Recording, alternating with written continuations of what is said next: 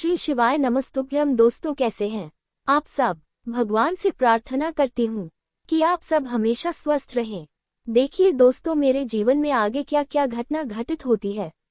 जब मेरी छोटी बहन का जन्म हुआ तब मैं दाई डिलीवरी करने वाली नर्स को गांव में दाई कहते हैं को बुलने के लिए निकल पड़ी।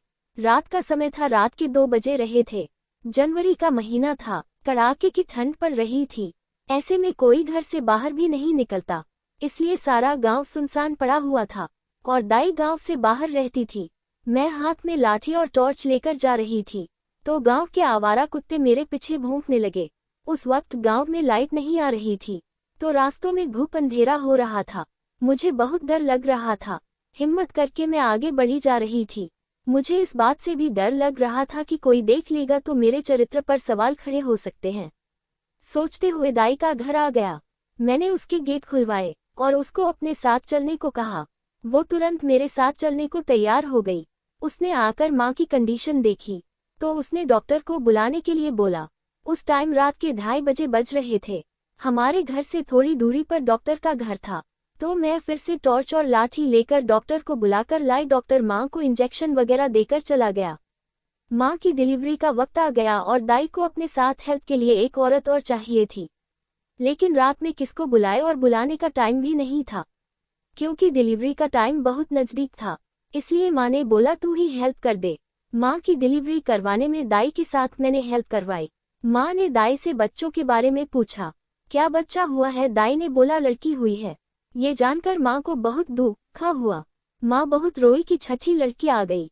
माँ ने किस्मत का लिखा समझकर सब्र कर लिया।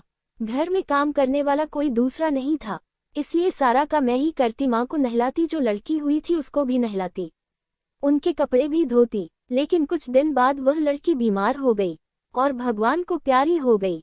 मेरे दूसरे नंबर की बहन का भी 8वीं क्लास के बाद स्कूल छुड़वा दिया। अब हम दोनों बहनें मिलकर घर का, माँ का और छोटे बहन भाइयों का ध्यान रखते। जो तीसरे नंबर की बहन थी, जो भैया का ध्यान रखने के लिए माँ ने उसकी पढ़ाई छुड़वा दी थी, वह अब दोबारा स्कूल पढ़ने के लिए जाने लगी। छोटी उम्र में जिम्मेदारियों का बोझ उठाने से मेरा शरीर हड्डियों का ढांचा बन चुका था। मुझे पहनने के लिए ढंग के कपड़े भी नहीं मिलते थे।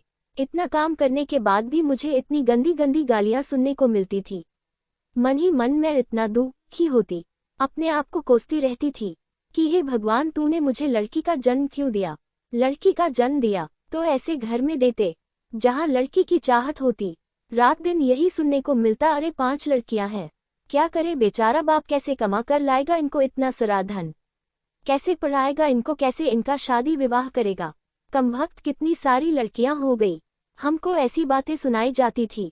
मुझे ऐसा लगता था जैसे हमने इस घर में जन्म न लिया हो और हम कहीं से चलकर आए हैं और इस घर में आकर रहने लगे हैं और ये लोग हमारी परवरिश कर रहे हैं और हमें इनके एहसानमंद रहना चाहिए।